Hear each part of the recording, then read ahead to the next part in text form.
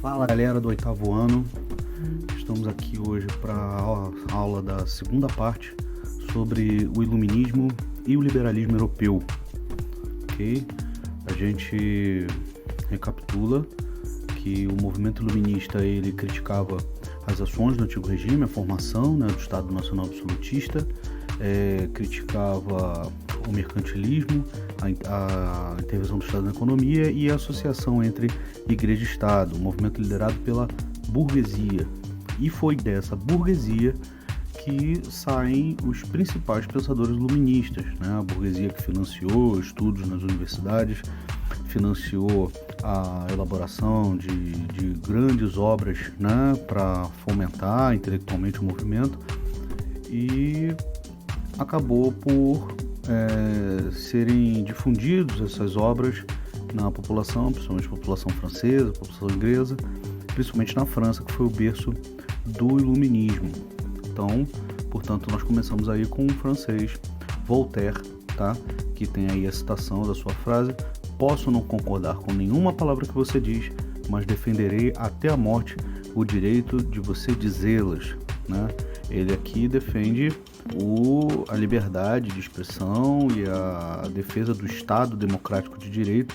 Ele é um defensor, né, da República.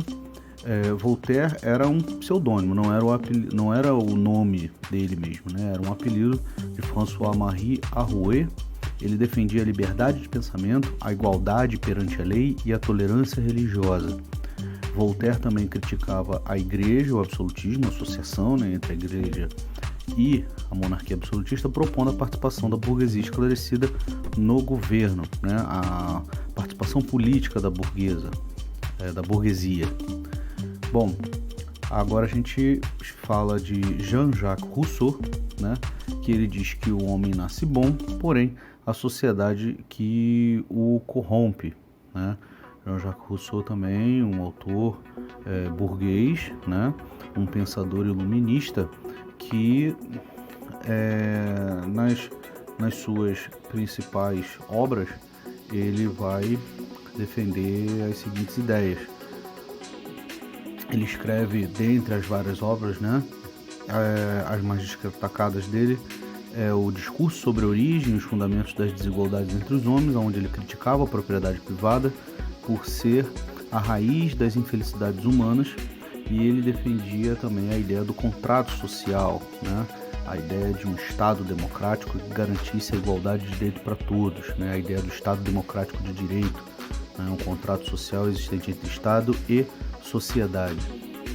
Montesquieu, né, com a citação dele aí de que é uma verdade eterna, qualquer pessoa que tem o poder tende a abusar dele. Para que não haja abuso, é preciso organizar as coisas de maneira que o poder seja contido pelo próprio poder.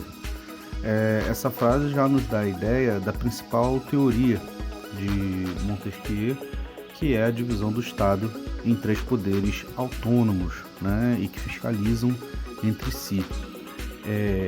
Ele era contra o absolutismo, né, a forma de governo que concentrava todo o poder do país nas mãos do rei.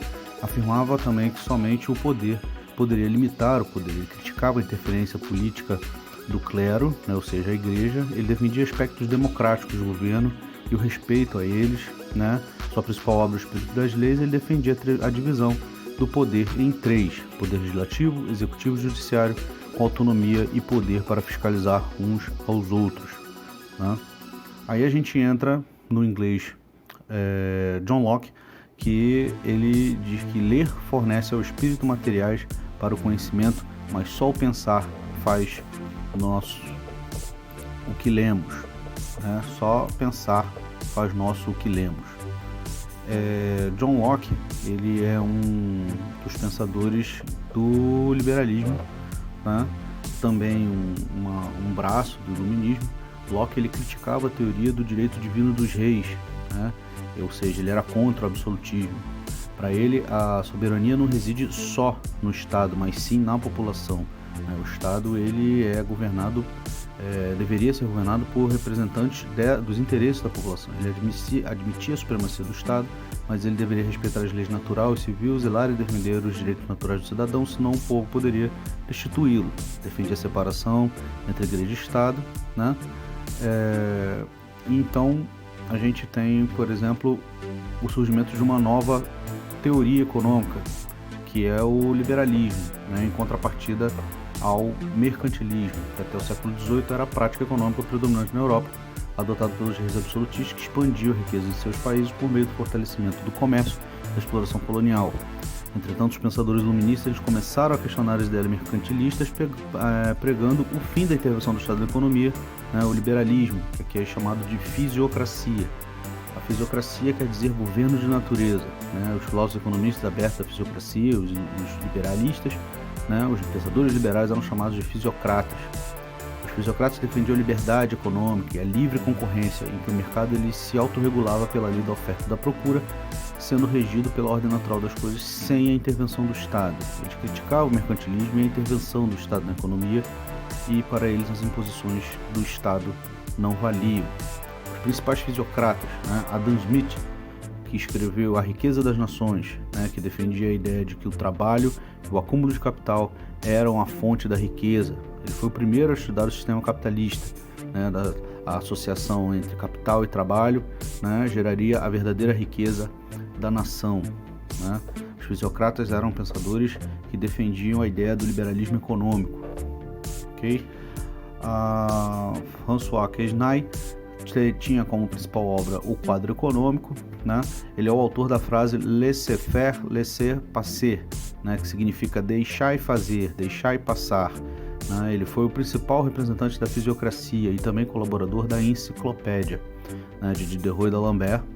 Em sua obra, ele demonstra a relação entre diferentes classes e setores econômicos e o fluxo de pagamentos entre eles, além de defender a ideia de que o mercado é que define o que seria mais adequado produzir.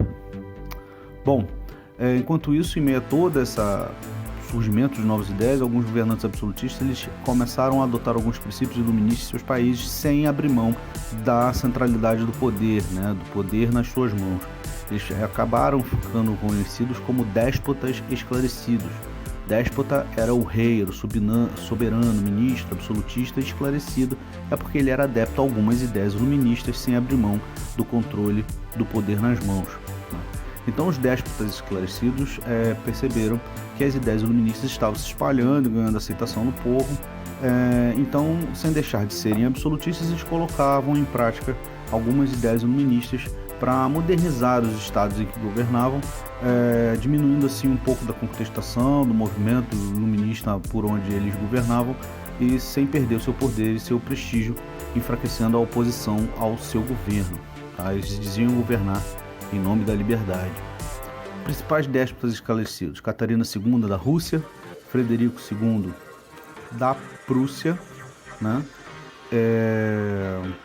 Nós temos também José II da Áustria e Marquês de Pombal em Portugal. Marquês de Pombal, importante durante o século XVIII, ele modifica bastante as relações, por exemplo, entre Portugal e Brasil, né? Brasil, colônia de Portugal, sendo explorado nesse período no século XVIII, e começa a entrar as ideias do liberalismo econômico e do iluminismo dessa época na colonização do Brasil, principalmente com relação ao ciclo do ouro.